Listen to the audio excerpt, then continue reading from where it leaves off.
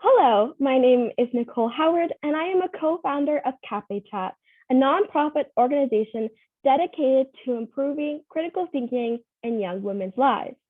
Today, our episode is titled Critical Thinking in Medicine, and I have with me Dr. Shirley Gonzalez from Boston, who is a pediatrician who has shown to use critical thinking in her everyday life.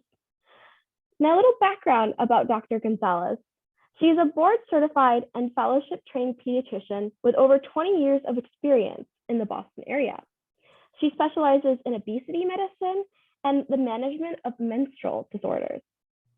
Dr. Gonzalez is passionate as well about educating people, and especially the patients and the families, and preventing adult chronic diseases that may originate during the fetal, neonatal, and childhood periods.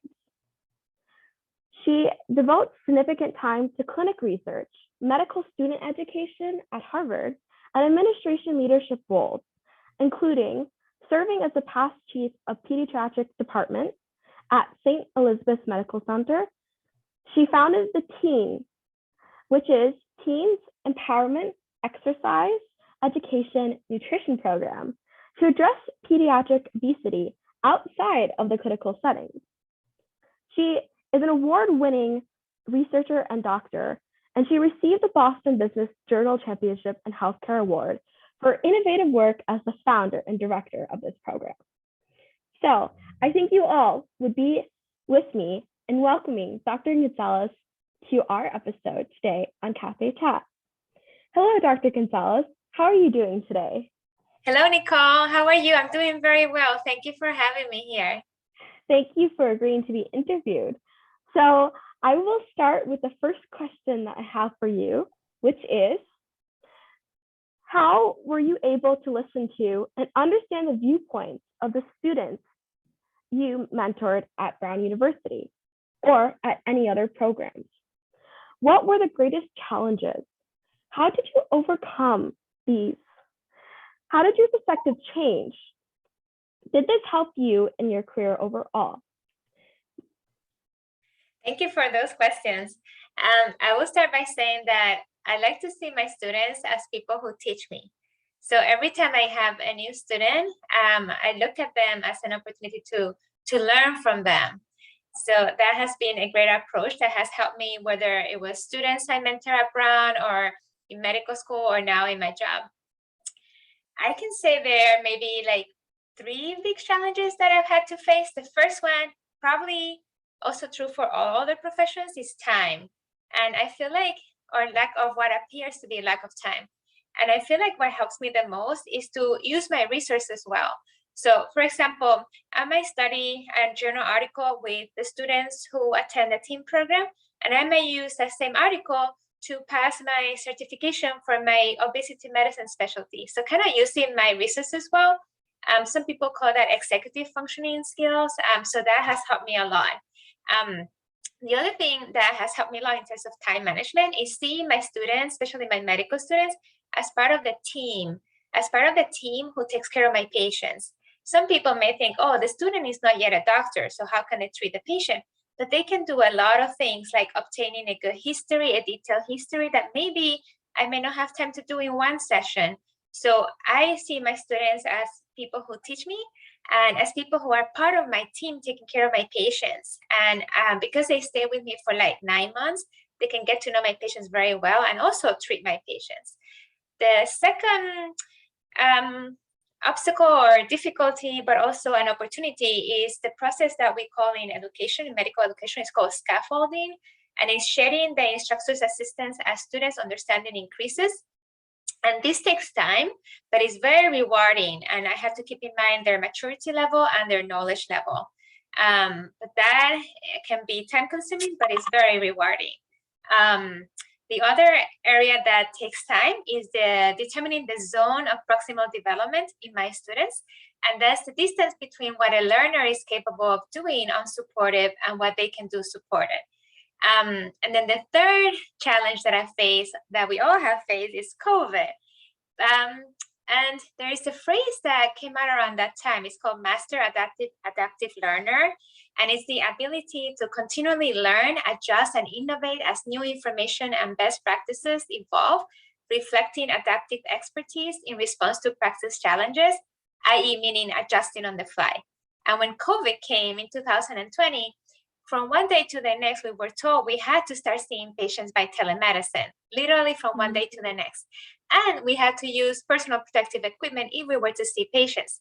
And there was lack of, we call it PPE. So those were big challenges, but we all were able to adjust on the fly and practice our master adaptive learning techniques. Thank you so much for the answer. That was very interesting, especially the different types of education that a medical student will go through throughout his or her career. So on to the next question, as you previously touched about in your last answer, as a researcher, how do you keep an open mind to others' opinions?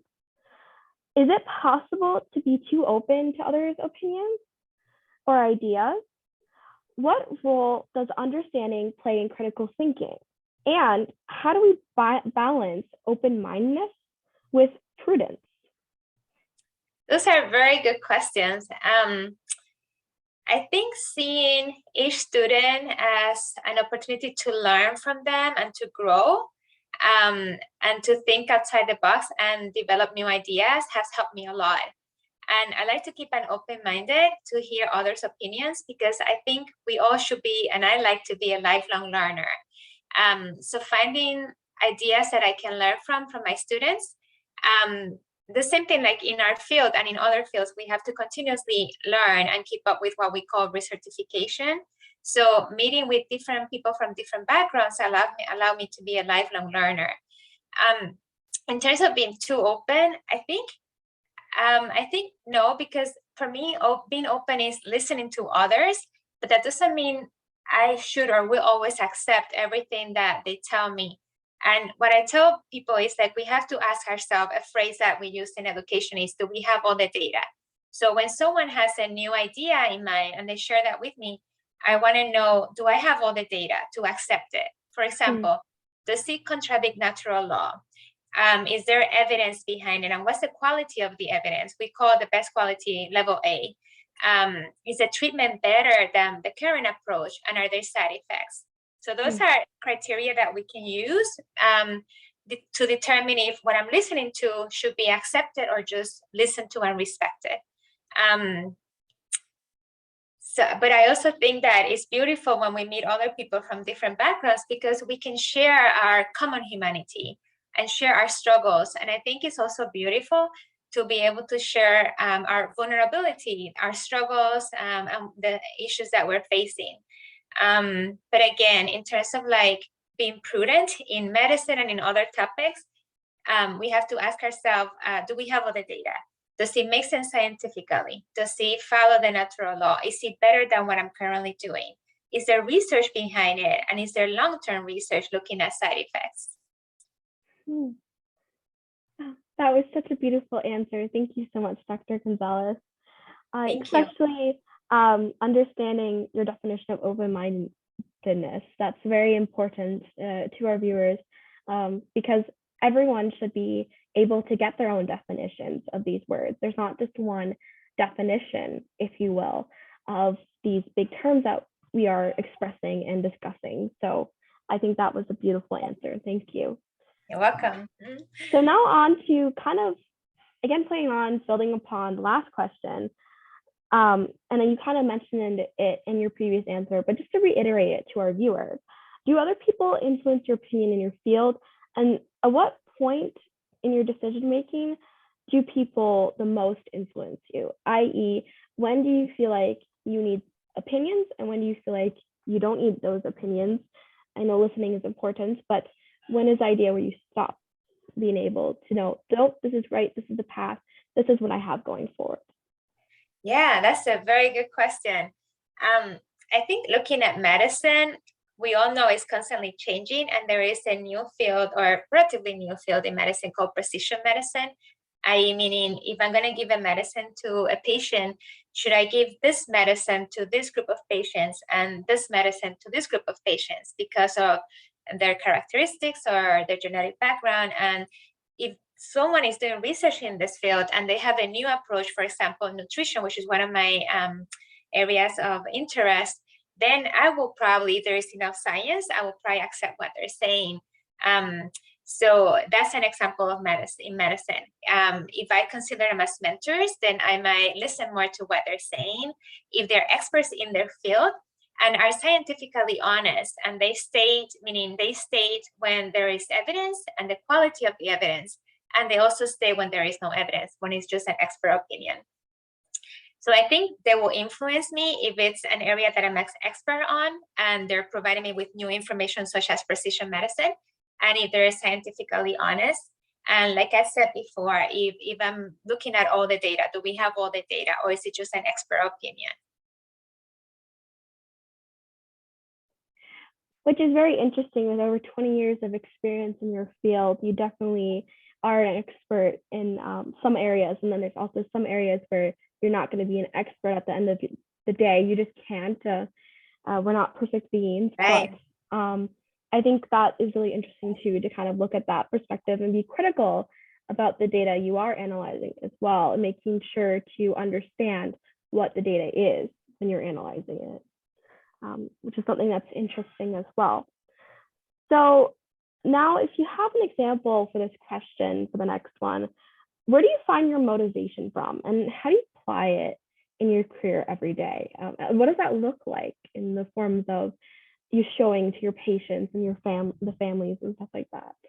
And also thinking on not even in your practice, but also in maybe your teen organization and some of the leadership roles that you have shown. I love this question because it's something that comes after a few years of practicing, like what motivates me. And sometimes you have to create your own path to find those sources of motivation. And I feel like that has been my story. So I drive with the power of group dynamics. I love bringing people together to accomplish a mission because we all believe in this mission and we all want to do something about it. Because it also provides you with group observations versus me by myself doing something. So I'm going to give you some examples where I've been able to create this or be part of this. So, for example, the TEEN program is the Teens Education, Empowerment, Exercise, Nutrition program.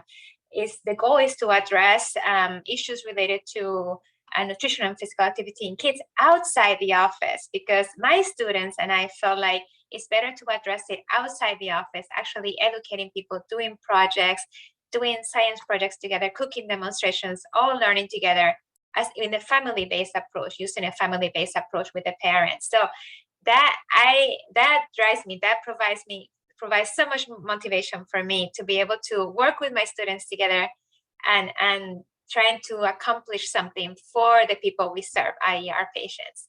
Another example is prior to each meeting, which occurs once a month, we discuss a peer-reviewed journal article.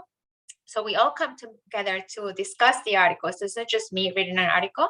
So I love learning in a group setting. So that's another example. Another example is in my office. Many doctors could go to the office, see patients, and then go home. But I like to create group situations where we can come together and learn from each other. So as part of a program, a mini master's I did at Harvard 2 years ago during COVID, we all had to organize a project, and mine was on interprofessional education collaboration. So I started a program that meets once a week, where we all teach each other and we all learn from each other, not just the medical providers, but the administrative staff, the nursing staff. We all take a turn and present a topic where we all can learn from each other and we all teach each other. So that's another example of something that motivates me and incorporates group dynamics and group observations. And then two more are, I love empowering the younger generation. So there is a program that I found that is called the Medical Interest Group, and also the Medical Career Seminar, which two other doctors and I founded like 14 years ago, and is to empower high school students, girls who want to go into medicine. So we meet once a month, and then during the summer, we also do activities for them. And then the last one is having students with me so we can observe our patients together and help them. The second area that motivates me is studying faith and reason and how they're in harmony with each other. So once a year, I take a course on different aspects of faith and reason to grow in that area. And the last is my faith, the Mass, the sacraments, and also having friends who encourage me in this area. That's really cool. The sense of community is very important to stimulate that innovation and that critical thinking. It's just so inspirational to hear the things you've done throughout your career, Dr. Gonzalez. So actually, I'll go on to the next question, what have been some of the biggest conflicts in your career, and how did you resolve these conflicts? I think there are 3 areas I can think about. One of them is when I see the practice of medicine where we put a Band-Aid on a situation as opposed to getting a good history, doing a physical exam, starting an evaluation, which may include laboratory tests and ultrasounds. And I can think of 2 examples, quick examples. So like, for example, if a patient may experience AUB, which stands for abnormal uterine bleeding, someone can give a medication to suppress it, but someone can say, I wonder what's causing this. And the patient had a condition called a bleeding diathesis, which is a bone Willebrand's factor deficiency. But to diagnose that, you need to get a good history and do some blood tests. And there was another situation where the same symptoms, and it was actually cancer. So it's very important to, in our practice, to not just put a Band-Aid to situations, but always try to find the underlying problem and do the adequate evaluation for that. The other area where I see some conflicts or have seen is when we simplify the treatment for a condition. So for example, as I mentioned before, the area of pediatric metabolic syndrome and obesity is not just about eating fruits and vegetables and exercising or being physically active. There are layers and layers to it. And again, practicing precision medicine, we can address each area in a more precise way. And then the last is maybe using an approach that is not too great. There is no solid scientific foundation or quality of evidence. There are no well-designed conducted trials or meta-analysis. So those 3 areas is where I found conflict in the area of medicine, but have easily resolved them by trying to practice good medicine, like finding the underlying problem, getting a good history, and doing the correct evaluation and looking at the level of evidence. So using those critical thinking skills every day and being able to do the full evaluation using those skills to get to the root of the problem. Yes. Cool. So then the next question I'm going to ask is, how have you cooperated with your fellow workers at the hospital? Has hospital policy affected your work? I know you mentioned this previously with the group presentations, but maybe you can elaborate that a little bit, how that program's been rewarding for the hospital and things you've seen over the years that really helped out you and your career and other people and your colleagues. Yes, you probably can tell by now that I love being with people, and I love cooperating with other people. And I was the chief of pediatrics a few years ago, and part of that job was being the director of the nursery, newborn nursery. And in that role, you have to cooperate with all different people, from not just medical providers, administration, nursing staff, and I love doing that. And one of the things we have to do was policy development, so developing policies for the nursery. And that was very rewarding. And the other one is like cooperating in the program that I founded in my office, the Interprofessional Education Program, also with the TEEN program. And I consider all of this like growth communities and areas where we can again see the power of group observations. And one thing that I have learned a lot after doing all this is to learn to avoid over planning, because I tend to like to overplan, but I've learned that it's better not to overplan sometimes.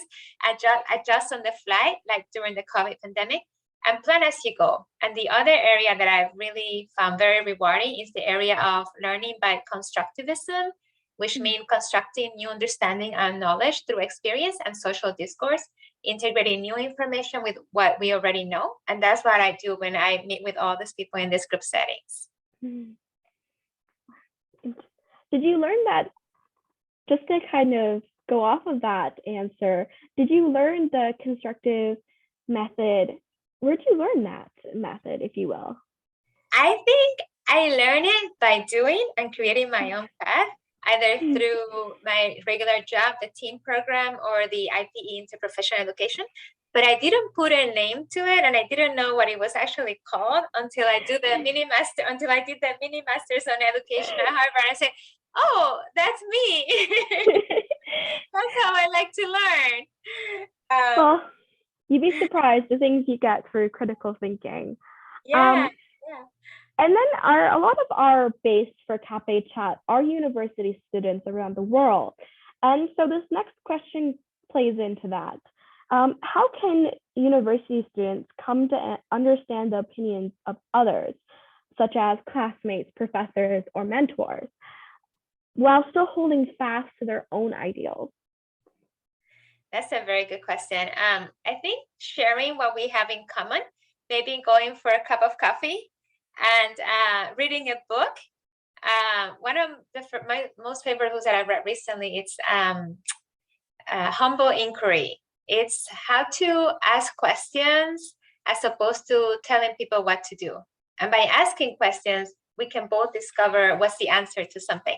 So that's a book that I found that people like reading. So sharing something that you both enjoy doing. So that could be like reading a book or going for a cup of coffee or studying a topic of interest that you both like to study. And I think if there is a difference of opinion, I think maybe the relationship may not be as close, but there still could be, you can still learn something from the relationship. And as long as we respect each other and remember that we all share our human nature and we all have struggles that we can maybe share. And I think just being ourselves. Yes. And then kind of going back to now a question that a lot of people are facing in society today with those difference of opinions is, how have differences in opinion caused you to break up friendship with others? Has it allowed you to create new friendships? Because a lot of our viewers, again, are having those issues with figuring out, how do I navigate this world in relationships, which is a very strong part of this world. Yes, that's a great question. I would say maybe in that scenario, maybe the friendships are not as close. They're more like acquaintances. And maybe our friendships will be closer with people who share our same mindset. I think in general, I haven't found myself needing to break a relationship, but the relationship may not be as close. So then going on to kind of elaborating a bit more on that kind of comment, if you will, Dr. Gonzalez, how can clashing perspectives bring people together? So they might not be as close, but is there a way to bring those kind of clashing perspectives or ideals and actually make it a strength instead of a weakness in like a group where you have to work with at work or, through a different organization you work through? Because not everyone will agree on everything. So how do you make that a strength instead of a weakness, which a lot of people look at it as a weakness?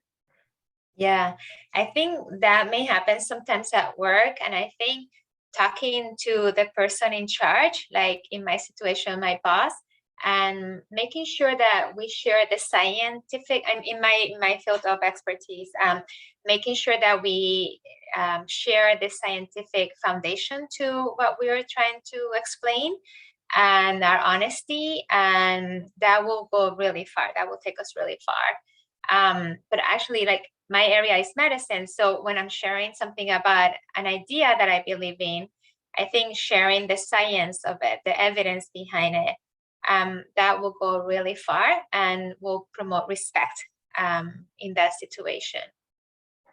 So really kind of bringing the evidence behind and the critical thinking, your logic, and explaining that is very how that has helped you in the past. Correct? Yes, it has helped a lot. And there have been many times, because I've been in my current job for a long time, there have been many times where we've had many talks afterwards, where I have seen how the other side has understood what I'm coming from, or the science behind it. Thank you. And then you work as a pediatrician. It requires a lot of dialogue with parents in very short spans of time. How do you respect the freedom of others while ensuring that the patient receives the treatment they need? I.e., how do you clash with those parents if your kid needs your patient needs a certain treatment, but the parents don't necessarily agree? How do you kind of bring that forward to try to get to a great resolution between the parents, the children, and you as a professional? Excellent. I feel like applying the skills called motivational interviewing help a lot. So in the technique used called motivational interviewing, there are different stages. The first one is pre-contemplation, where a patient or a parent might say, no, I disagree with this, I don't want to do this. Then contemplation, meaning I think we should change. I think I want to learn more about what you're telling me. And then action, when I'm going to do what you're telling me because I think it's the best thing to do. And then maintenance. So understanding the psychology of that is very helpful. And we might not get the patients or parents to do today what we think they should be doing, but that's also the beauty of primary care. In primary care, we get to see our patients for many years, and we can always arrange for a follow-up appointment and say, let's discuss this in a month, and then we can revisit the idea. So as opposed to other fields where everything has to be done right now, in primary care, we have the beauty of first knowing our patients many times from birth, and also the ability to see them later on in a month, in 2 weeks, so that we can revisit this topic. But because we have that trust from the families, because we've known them for so long, most of the time, as long as we explain the situation the right way, most parents and patients will agree with the intervention and that we're suggesting. And that's another reason why I love pediatrics, because I've known some of my patients for 22 years, 24 years, and it's been a beautiful experience. Again, my patients also teach me a lot. But I think understanding the psychology of change and understanding that I don't have to fix everything right now, I will just have them come back in a month. And also understanding the disease processes that need to be addressed right now versus the disease processes that can wait a little bit. So do you find that that trust is very key and important to making sure that you can convey your message and get that received properly?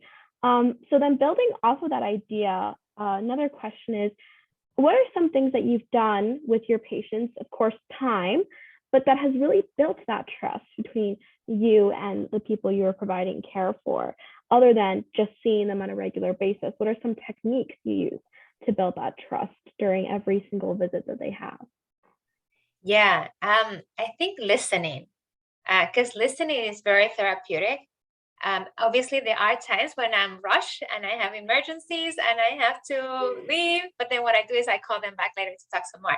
But making sure that we're present for our patients as much as we can, and listening. Listening is very important. Also being there for them when they're going through hard times.